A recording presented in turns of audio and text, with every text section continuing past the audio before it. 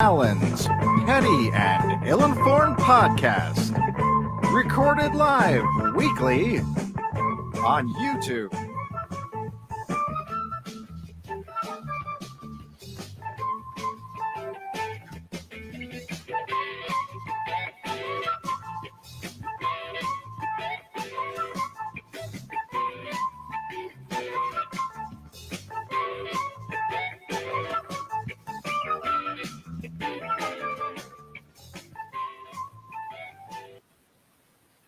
Welcome, ladies and gentlemen, to this week's Petty and Ill-Informed Podcast, where we use our petty and ill-informed opinions to talk about stuff.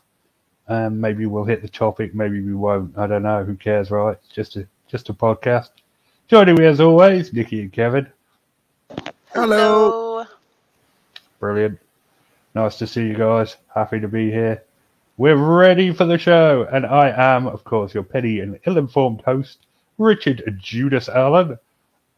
You guys had good weeks? No. Nope. So I'll let Nikki go first if you want. What do you mean? If you want to dump your purse out on the internet, go ahead.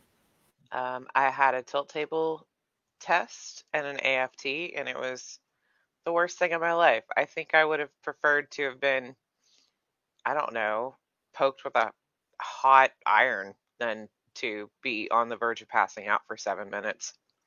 Well, I don't even know what those things are. Cool. It sucks. Is it for something? Yeah, it's the AFT stands for an autonomic function test, and the tilt table is to check your vasovagal syncope, whether you have it or not. They were checking me for postural orthostatic tachycardia syndrome, and I passed, which means I have it. Not good. Yeah, so it's amazing. They strap you down onto a table, like strap you down on your back, and you hang out for 10 minutes. And they've got a blood pressure cuff on your finger and on your wrist and on your arm. And they check that out, get a baseline for your pulse and your blood pressure, and then they stand you up. And you cannot move, you just stand there for 10 minutes. And that sounds like it's easy, but it's not when you have POTS. So my vision went black within about 2 minutes. I started getting real hot and sweaty, feeling like I was going to throw up, and pretty much passed out on the table or came really, really close to it. Man, yeah. Yep. And then they back you up, but that's after doing some breathing exercises that threw me into a migraine for the AFT. But yeah, that was my yesterday. Okay, well then, according to that, I had a pretty good week, Richard. So what happened to you, Kevin? Did you wake up in the middle of the night and stub your toe? No, it was just internet crap. You know what I mean? I got blocked by several people because I spoke my opinion. And Go on then. What was your opinion? Yeah, tell us. Oh no, it was just questions. No. Now we need to know. It was. No, you can't just leave it like that. Tell us your opinion.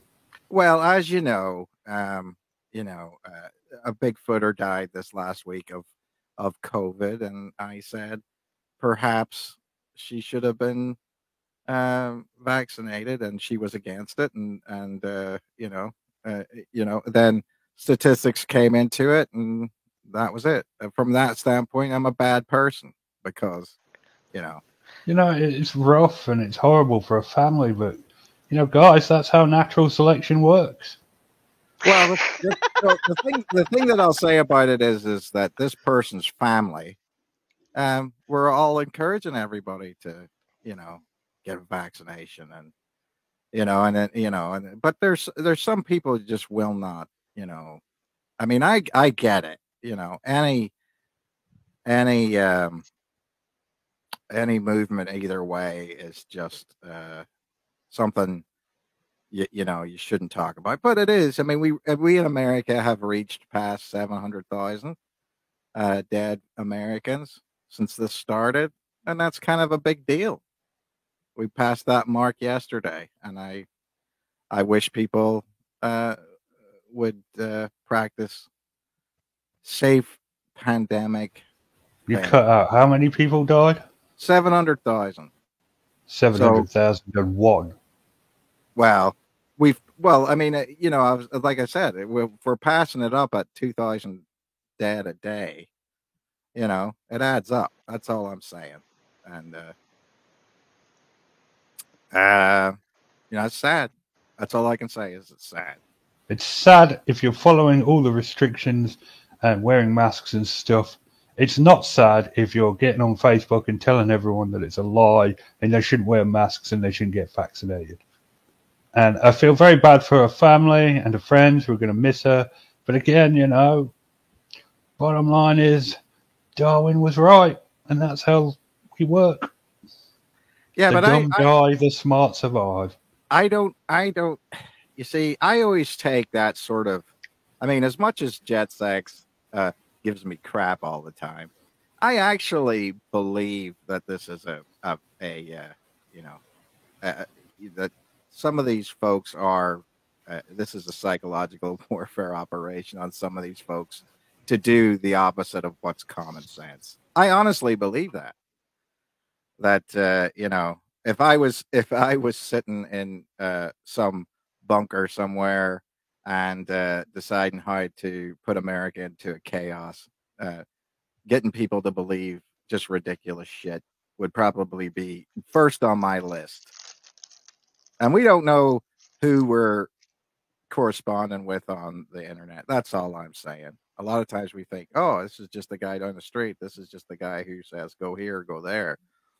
And it's not. So, but people, I mean, this is what I'm saying. We deal with conspiracy theorists. I was trying to talk to Sam about it the other day, and I said to her, these people automatically are questioning science. If you believe in Bigfoot, you're questioning science ability to know things. And so it fits perfectly into that narrative that stuff has been hidden from us. If you're talking about UFOs and you're talking about these different types of things, it fits into that very, very naturally that the government hides stuff from us all the time. And so, unfortunately, I don't think this will be the first or the last situation like this. And I hope it is, but, can't do anything about it. Indeed. It's sad. And funny at the same time. Sadly funny. Ha ha, oh, this is where our species is. Oh, well, I think it's ironic. Ironically funny. That's all. Nikki? You saying something? Yeah, I don't remember. I lost it. So, you've been following the trial of this bent copper in England, Kevin? No. The only one that I haven't. The only thing that I was reading this week was that Alex Jones lost the case of the Sandy Hook parents. And so he is financially liable for some of the damages he's created. So it's a free speech thing. Yeah, but it's not. That's the thing. They said it wasn't. But it is. It's his right to say whatever hurtful, insanely stupid crap he wants. It's the First Amendment. Yeah, but the judge had said, and we can debate this. I mean, I'm not saying he's right or he's wrong, but we can say that he created so much damage in these people's lives by saying things that he had no evidence of. That's where the civil. Well, I guess because by saying it was false flag and all that the parents and stuff were harassed. Yeah. But he's not the one controlling them. No, I agree with you. Make those people do that. He's allowed to express his opinion. Yeah. And a lot of people disagree with this. I think that the people that actually did the murders should have been punished way, way harsher than Charles Manson was, because they're the dumbasses that went along with him. Sheep get slaughtered.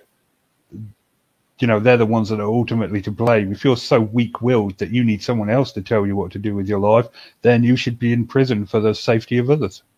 And that's what I feel about these people that harass the parents. Yeah. Alex Jones just expressed his opinion, which he's perfectly entitled to do. These morons were like, our leader told us this happened, so let's go do this now. You know, they're the idiots that made that jump in logic. Could be Well, yeah, wrong. but this is America. I mean, we do sort of like the vigilante. We like the vigilante justice as much as we say we don't like it. We like it, and so you know, that's a tough one for me. That's a tough one. You know. I mean, Alex Jones is a fat moron who said that school massacre never happened.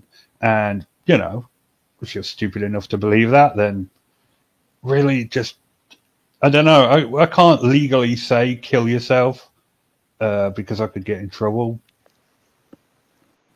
How about rethink your Life choices. yeah.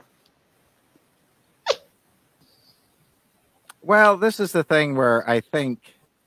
Well, I don't know. I mean, I'm not a student of Alex Jones. I have to admit, I've never really listened to him in depth, and so I'm happy about that. But I don't see the point in faking a school shooting. You know, I can sort of see the point in faking the coronavirus if you've got like shares in medical companies or toilet paper, you know, but well, faking I think that the idea of faking it is that obviously when you use a assault rifle, well, they're not assault rifles. Let's get it right. They're a semi-automatic version of an assault rifle. Thank you. But whenever you use a semi-automatic version of an assault rifle for a crime, then people will, especially if you're killing small children, you'll recoil from the idea of anybody having that kind of a firearm, and so that's the purpose of it. It was supposedly a setup to enable the passage of gun restrictions. Yeah, but these guys, they've got to know. Just look back the past, let's say even 20 years. Everybody is here to take away our guns. It didn't matter what president it was. Every president was here to take away our guns. No one's taking away your guns. Calm your crap down. I would tend to agree with you that the ultimately the amount of guns that you can own are never going to be restricted. The ability to buy them in certain ways maybe can be looked at, because if you're looking at it as a private sale between two parties that don't have to go through some sort of a background check, then you could see that there's going to be an issue. That's all I'm saying. It's Gabby keeps saying Wounded Knee. What about Wounded Knee? Help me out here. Okay, so I guess she's typing. But that's the Republican nightmare. Socialist zombies rising from the dead to eat your guns. Well, I mean, you know, there's two things of Wounded Knee. There was two. There was the American Indian movement thing at Wounded Knee, and then that was in the 60s when Leonard Peltier went to jail. And then you have, you know, obviously Wounded Knee back in the day. And so you can go to Wounded Knee and see a representation of both. But it seems to me like Wounded Knee the second time was a combination of tribal members splitting between the two groups with help from the government that basically went against the American Indian movement too. I mean, I'm not going to take sides on that. I don't know that much about it. Oh, what a shock. Kevin's not taking a side. Well, no, I mean, how am I going to say? Almost like the French. Well, if the American Indian movement was classified as some kind of a terrorist thing, which I think it was at a certain point in time, you know, it's interesting. I can say that my uncle from Northern Ireland spent a lot of time on that reservation before that happened. And it's just weird how certain people from Northern Ireland ended up in certain places in America before certain things happened. It's sort of weird like that. You know what I mean? Like whenever FARC learns how to blow up car bombs in Colombia or something like that, or wherever the hell they are. I mean, the thing that always happens is terrorism finds a way around the world. I'm not saying my uncle was a terrorist, by the way. I'm not saying that. But I'm just saying that people will go ahead and collect and different things, and you'll find out that whenever you have any kind of a movement like this, even I'm sure this right-wing militia movement does not realize that they are being closely monitored by not only our intelligence, but probably more to the point, other countries' intelligence units. Because if they can cause a problem or a division in this country, they will. I mean, it's one of those things. I'll just make a quick aside. In Northern Ireland, whenever I was a kid, and in the 70s and 80s, nobody would believe how that was a hotbed of Soviet infiltration. So Soviet, Iranians, Iraqis, all kinds of people were in Belfast, and they were trying to stir it all up, Libyans. And because of the fact that Northern Ireland was a state that you could divide pretty easily, and the United Kingdom was the second most powerful NATO country. So it was in their advantage to get us to fight. That's all I'm going to say about that. Speaking of fighting, what about UFOs? Yeah, exactly. That was a really, really terrible segue. I know, I did it on purpose. I know, I love it. I love it. This is becoming the petty, ill-informed, and terrible segue podcast. Oh, well, the funny thing that I'll say about that is around that time, people started experiencing UFOs. A lot of UFOs around the United Kingdom. I'm just going to stop you two right there because you're saying it wrong. It's not UFO anymore, and it hasn't been UFO for several years. It's UAP now. That's correct. I don't care. It's a UFO. No, it's a UAP, an unidentified aerial phenomenon. And who came up with that? You know who came up with that? The Pentagon? No. I don't know. Nick Pope. Nick Pope was the head of the UFO desk for the Ministry of Defense in Britain. And he was the one who came up with unidentified aerial phenomenon, and which they did do a large study of. And there was two reports that comes down to UFOs, and one is the Condon report, which basically said Project Blue Book was a bunch of bull crap, and the Condign report, which was the MOD report that basically said about 5% of things they can't figure out what it is, and they're normally light anomalies. So that's what that is. So orbs. Orbs are gaseous things like that. Foo Fighters, if you're familiar with the Second World War.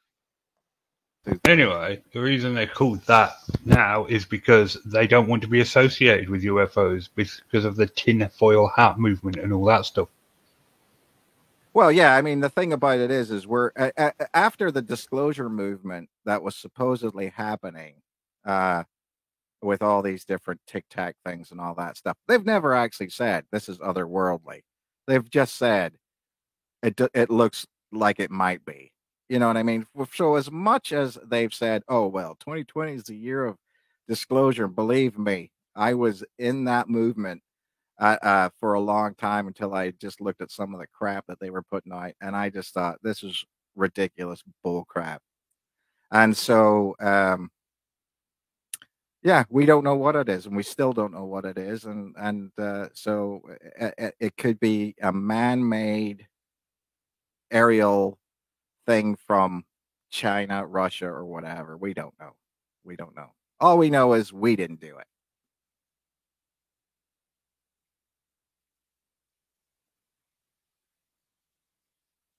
Oh, yeah. Okay. Yeah. Well, I thought he wasn't done. That was my bad. Okay. So, Nikki, you did a bit of research on UFOs, weren't you? Give us a fact, and then we can discuss it. I pretty much got the same thing that Kevin just said. they're not saying that it's otherworldly. They're essentially going, we don't think that other countries could have this technology. We can't do it ourselves. But does that mean that someone else, does or doesn't have this capability without us knowing? Possibly.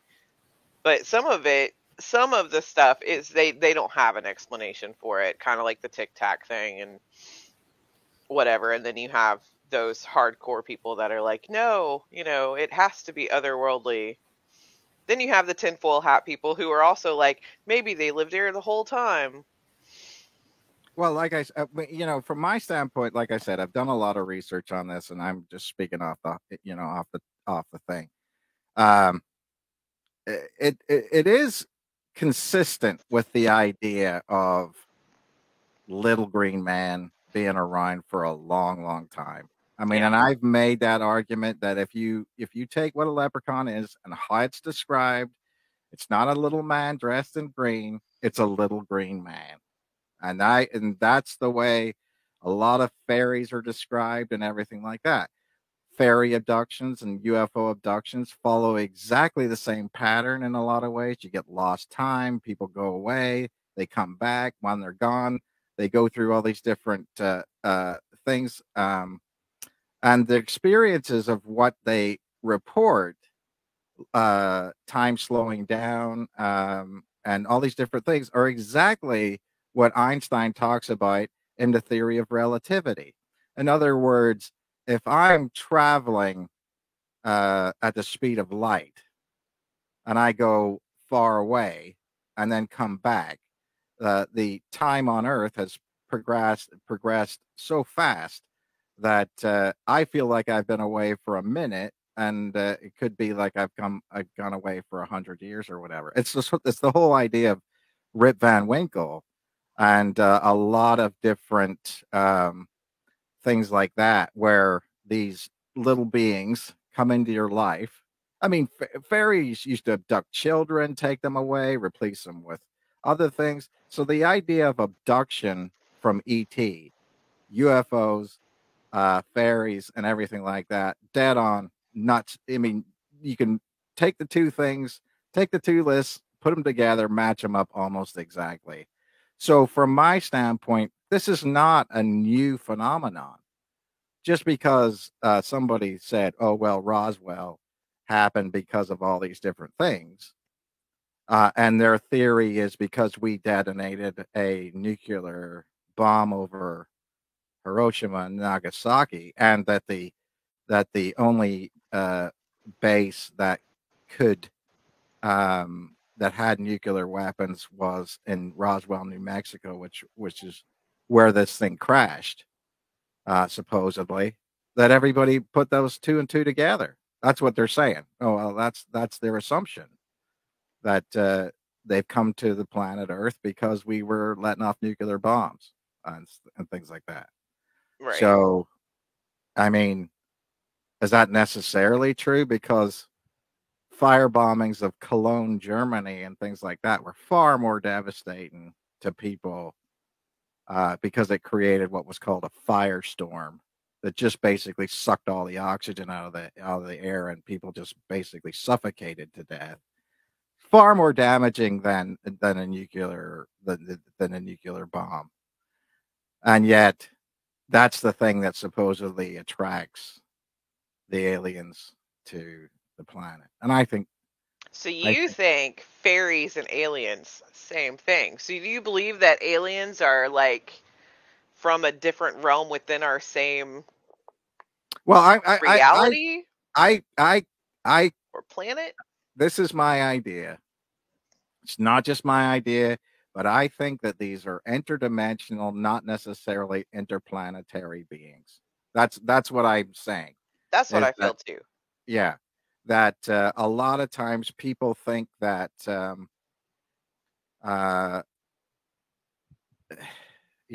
that these creatures were living in the under the under the planet. I mean, we come up with these ideas now that the that UFOs have underwater submarine bases or whatever, and that come from under the ground and things like that. And so that's exactly the obviously kingdom of fairies and things like that. And so therefore, uh, like I don't even know if I want to go into the whole thing whenever I believe I saw an alien when I was a child, but Oh, hey, I had yeah, I had a UFO experience like a couple of weeks ago. yeah. But I mean, when I first saw them as a child, I didn't think it was a UFO. I thought I'd seen a fairy. And it wasn't like, okay, this didn't have wings. It wasn't flying around. It was a 2 to 3 foot tall little spindly creature that was walking around in the woods. And that had been known to my family as a place where the fairies lived for forever and a day. I mean, I don't know. Uh, that's all I can say about that. Weird experiences started happening to me after that. Stories that nobody would think I was sane if I told. But there's very cognizant with people talking about fairy abductions or UFO abductions, you know, where like you end up floating outside your window and shit like that. You know what I mean? Yeah. So But sometimes don't you think that some of those experiences could just be a bad case of night terrors and or sleep paralysis? well, here's the problem with that. When I was levitated, there was 4 witnesses that saw it happen in the broad daylight. And so my brother, my mother, and a guy who was driving through the village at the time who stopped saw it all happen. And like I said, it's crazy. It doesn't make any sense whatsoever. And so I don't know what to say about that. You know what I mean? It was in the daytime. I can clearly remember. I wasn't asleep. Before my mom passed away, I said, Mom, just tell me that I'm not gilding the lily on this story because, I said, if I'm going to tell this story, I don't want it to be some kind of bullshit I'm imagining from when I was a kid or whatever. And no, she said this happened to you, and that's the way it was. My mom was the lady deputy uh, mayoress of Belfast. I mean, she was a pretty high up person. She had gone to Buckingham Palace and different things like that. She wasn't a nut, in other words, is what I'm saying. And so it it it was. It was just that way it was. My dad was a doctor, and he said, "Don't ever tell anybody about that." That's what he said. His advice to me is keep your mouth shut and say nothing.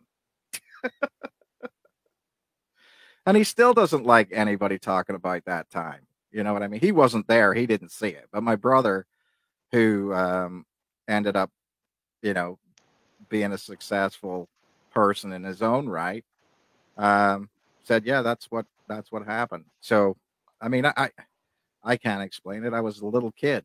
You know what I mean? I don't know what happened. If he wasn't a fan of the time you saw a fairy, how did he feel about the time you saw a pterodactyl? Well, you see, that's the thing. That's the thing about that, Richard, is when you experience something like that, that is so bizarre that you spend the rest of your life trying to explain. Then you look to all weird experiences like that as something that could be possible, right? It makes no sense whatsoever that what happened to me as a child. Not at all. Doesn't make any sense whatsoever. And I'm not an unintelligent person. And I have literally talked to scientists all over trying to figure out what this is. I mean, and the best example of something that somebody came up with is that the village that I lived in was on the leeward side of this hill, um, and that a pressure wave had come over the hill, circled back around, lifted me up into the air for 5 or 6 seconds, and then gently put me down again. That's the best anybody could come up with. That was wind. All right. Wind. Well, so I mean that's the thing. So whenever you look at it from that standpoint, um, I don't know what to say. I don't know what to say. There you go. There's my weird story of the day. And Pretty weird. and whenever something like that happens to you, like I said, you start looking for answers that don't make any sense. And that's the thing. Otherwise, I would just be happy uh, watching football on a Saturday morning, and you know, not worried about this crap too much. But anyway, that's life. Bet you that's life. 1 minute you're happy, and then you go shoot yourself, and that's life. Well, I mean that is. I mean, we all deal with moments in our life that are epochal changes.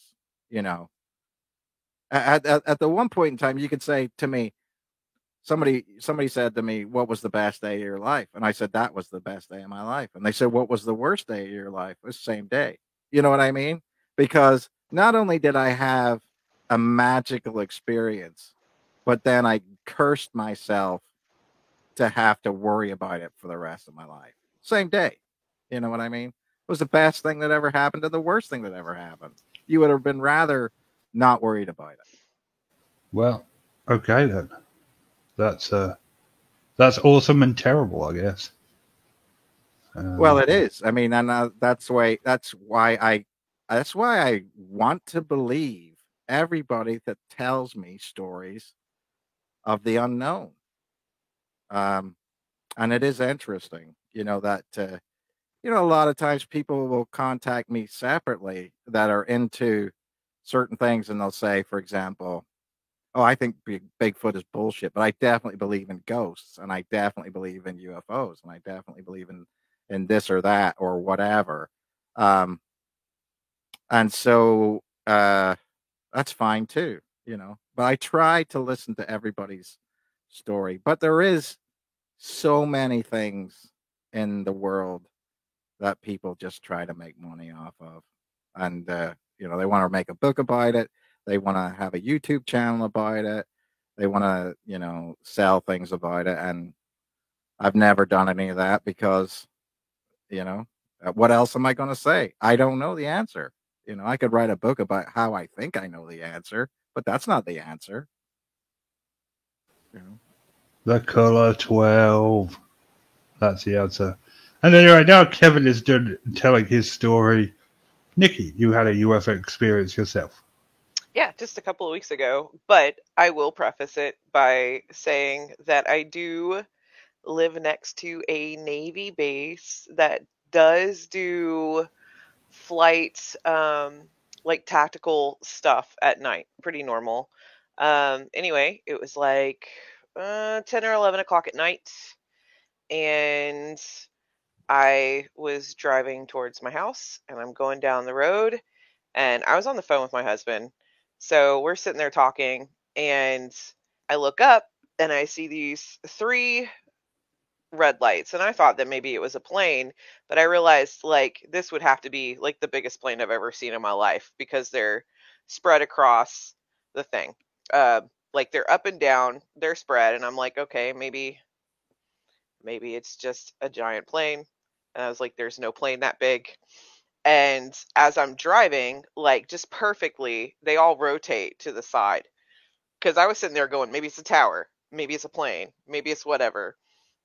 They all start rotating so that they're onto the side. And it's like a perfect rotation all together to where they're all three facing, um, horizontally instead of vertically, like when I first saw them.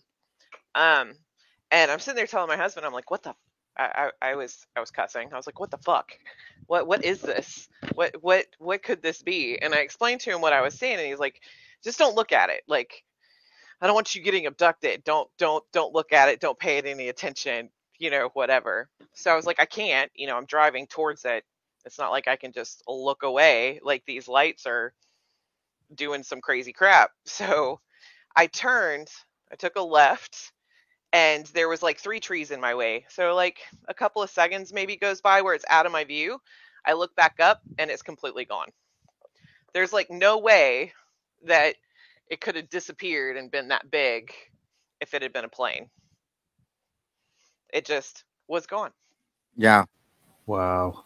But it's the same area where it was broad daylight, no clouds in the sky, and a shadow just enveloped the entirety of my car and went across the field. And both me and my nephew ended up looking up at the sky trying to figure out what had caused it, because it went halfway across the field and then the shadow just went away. Right. And there was nothing in the sky at all that could have caused the giant shadow. I mean, it took up my entire car and made its way down the field.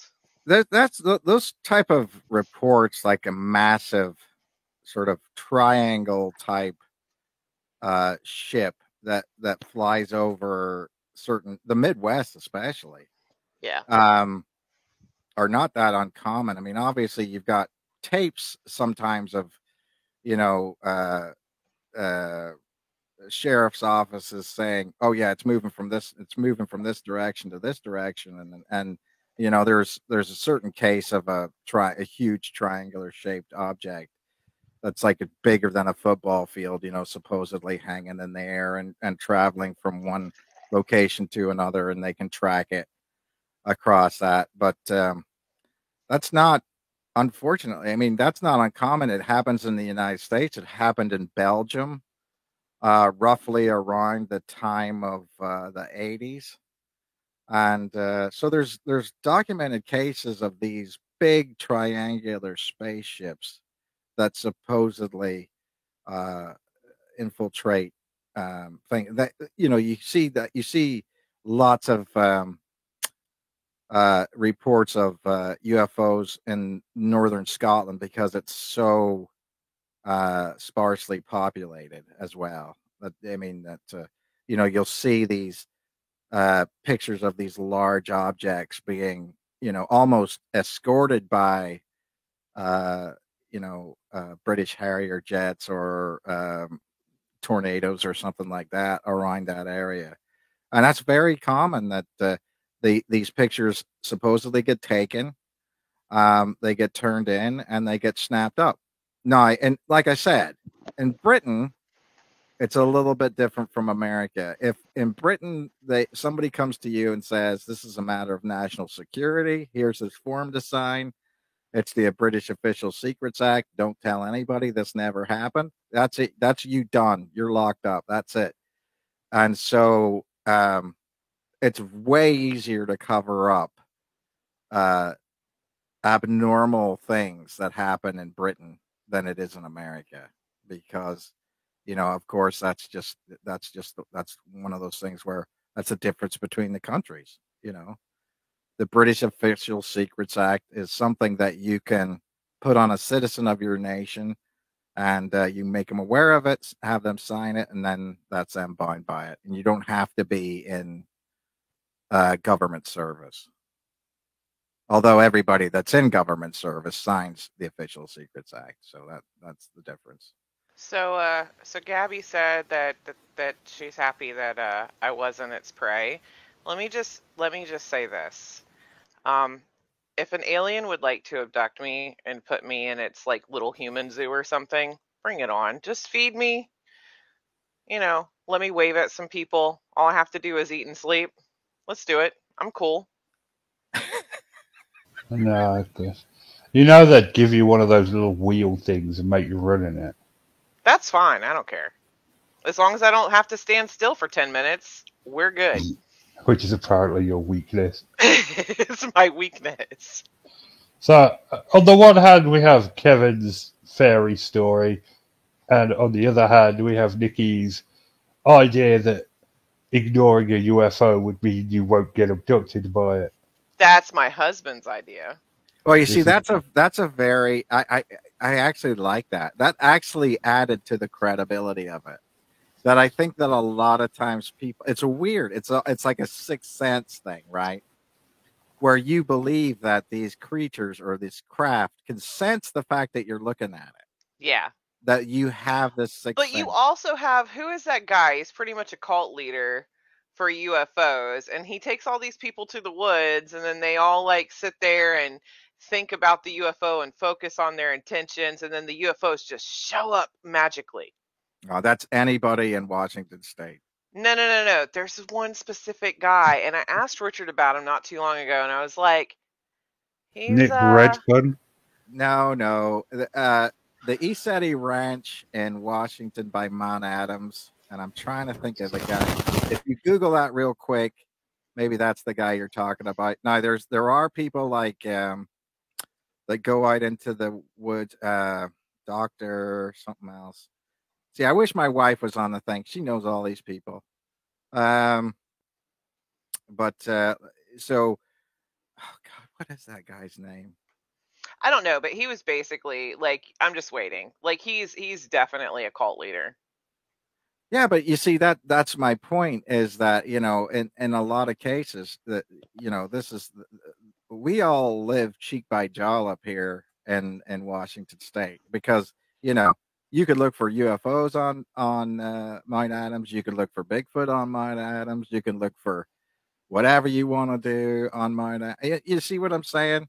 It's just like, it's paranormal central. Well, I mean, the more Bigfoot sightings are in my county, supposedly, than any other place in the world, and more UFOs are sighted in 2 counties up from here than any other place in the world. No, so either You'd think it'd be Florida. Well, all I'm saying is that we're not talking about meth-fueled alien sightings. I don't know, man. Kevin's story sounded a bit meth-fueled, if I'm honest. I was a little kid. Wow! Did you hear how his voice turned high right there? I was a little kid. Well, don't judge me. Okay, well, it wasn't traumatic. Is it Grant Cameron? That's the person you were thinking about? Let's see. Your mic is going all over the place, Richard. Is it Grant Cameron? Nope. What? Hello? I was trying to see who Nikki was talking about. Let me go look. That was my fault. I accidentally punched my mic. But there are certain areas that seem to attract this sort of phenomenon. And I've been trying to see whether this is a matter of high quartz density or something like that, EMF, that causes this phenomenon to happen, hallucinations to happen. And so probably electricity. Well, yeah, I mean, that's what I'm trying to say is that obviously in a volcano, a lot of the iron that comes from the molten lava and everything like that gets stratified into a certain direction, and you could see. I mean, that's my thing. I'm not saying I'm not hallucinating. I'm just saying that I want to explain it. That's all. Ah, yeah, I get you. And well, if we could just go back to something said earlier about how it's super easy to cover something up in England. It's pretty easy to cover something up in America as well. Government just calls Bob Gimlin and he eats the problem. Yeah, exactly. UFO crash landed, Roswell, call Bob Gimlin. Nom. But Bigfoot massacre, Bob Gimlin. Poor old Bob. Well, one of these days he's going to have to come out and say, it's not real. Do you know what? If he'd come on this show and say, I ate those Bigfoot, even as a gag, it'd be the best day of my life. Wait, yeah. I think is it Stephen Greer? Stephen Greer, that's it, Dr. Greer. Yeah, Dr. Greer, who believes that you can meditate and summon UFOs that way, and they're kind of telepathic, and blah, blah, blah, peace, love, give me money, and go to my camp. Yeah. Well, interestingly enough, I have bumped shoulders with people who know Dr. Greer very, very well. And is he complete nutter? Well, not according to this person. And were they part of his cult? I don't believe so. This individual Listen, this individual is one of those people who makes the recommendations on whether you should be locked up for being crazy Uh-huh. in a certain location. I won't name. That doesn't really mean anything. Just because you are you are someone who can decide whether to lock someone up or not doesn't necessarily mean that you are yourself sane. No, that's not what I'm saying. I'm saying that at least this person was a psychiatrist, or and could make recommendations about it. So I agree with what you're saying in Yeah. principle. That's all I'm saying. But at that point in time, you never really know whether anybody's sane or not. I mean, Very true.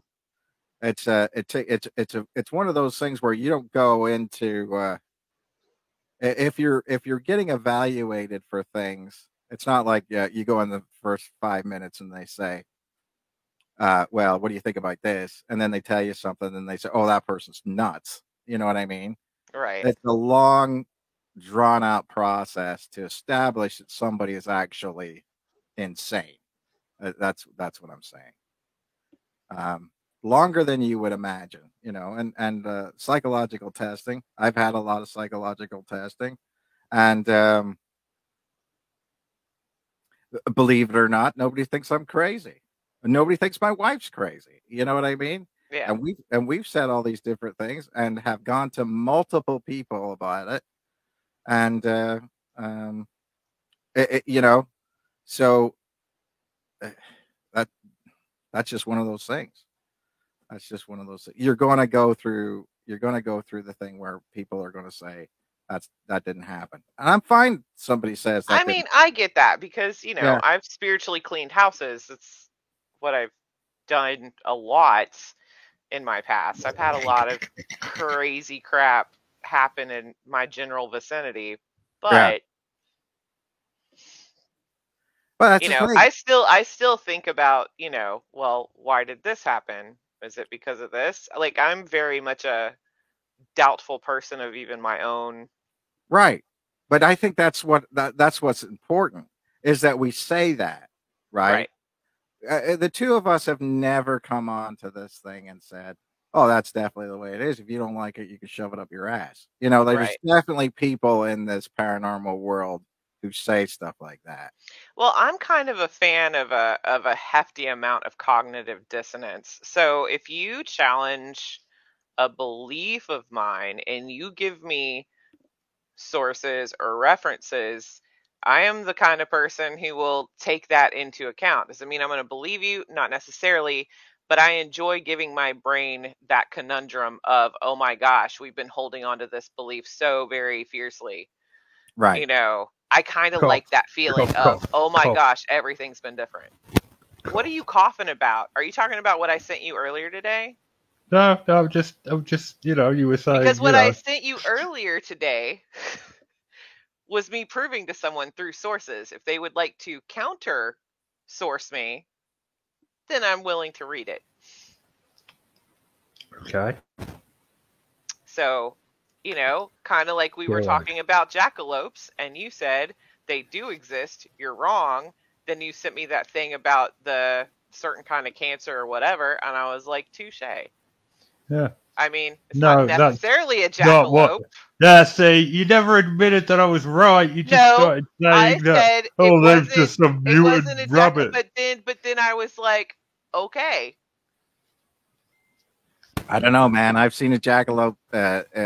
I've seen plenty of them in the stores where they're dead. And they have I've seen some stuffed jackalopes, man. I love them. All I'm saying is maybe it's a nautilope. It's a special type of not deer and not rabbit. Yeah. Not jackalope. The nautilope. It's a normal stuffed jackalope, but with sunglasses and a false moustache.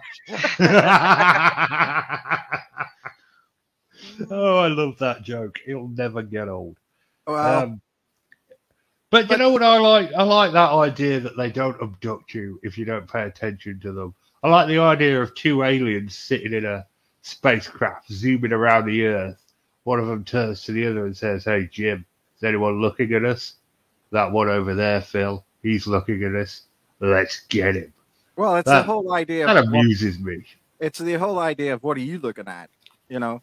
Um, but you see, what I'm saying is it's a funny thing.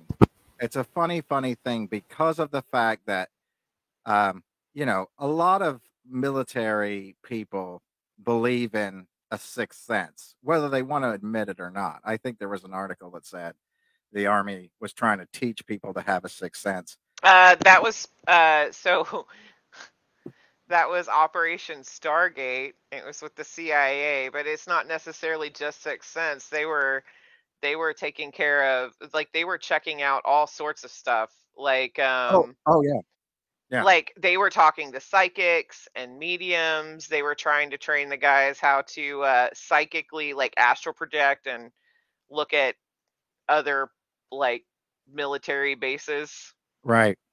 to find Yeah. things. The government likes to call that remote viewing. And Hmm. so the people who say remote viewing are people who have been trained by government agencies to do that type of thing. Um, but what I'm talking about is that the idea of looking at a target, if you are surveilling a target, there were people who said at times, break eye contact with that target every once in a while. Just look away and then look back because they thought that eventually that person their senses would pick up the fact that they're being watched. You know, like you can go, like when you go into the woods and you get that creepy feeling like I'm being watched, I'm being watched. You know what I mean?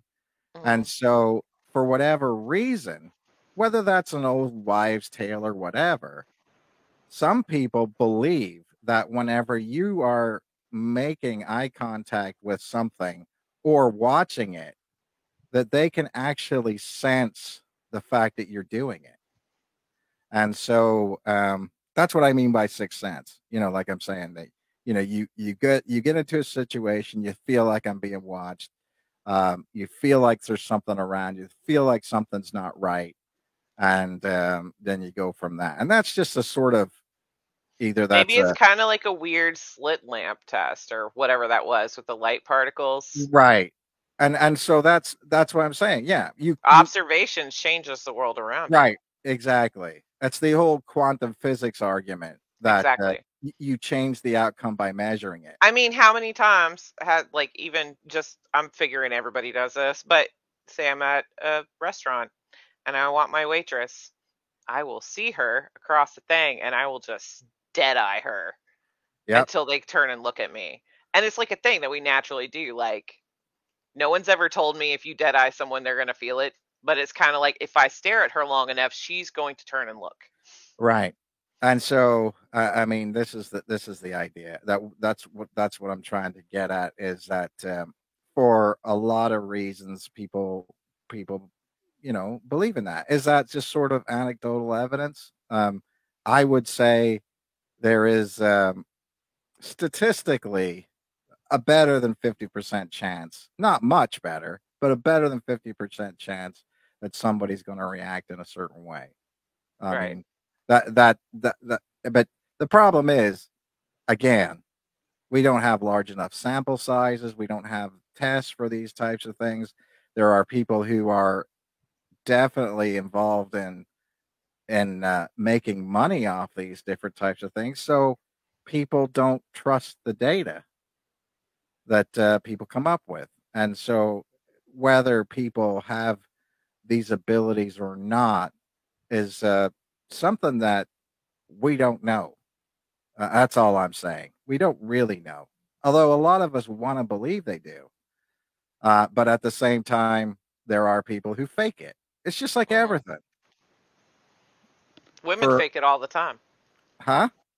Yep. But Well, you're just done already and you want to go to sleep, as Seinfeld would say. But Ricky, well, that's a good stopping point. That'll wrap us up for this week. We will return next week, despite the hopes of many, where we will be discussing the Mothman. Is he a Mothman, or is he a Banshee that just decided to cut out the middleman? That's next week. We will return, despite the hopes of many. It's good night from me, and it's good night from them. Night. Disco.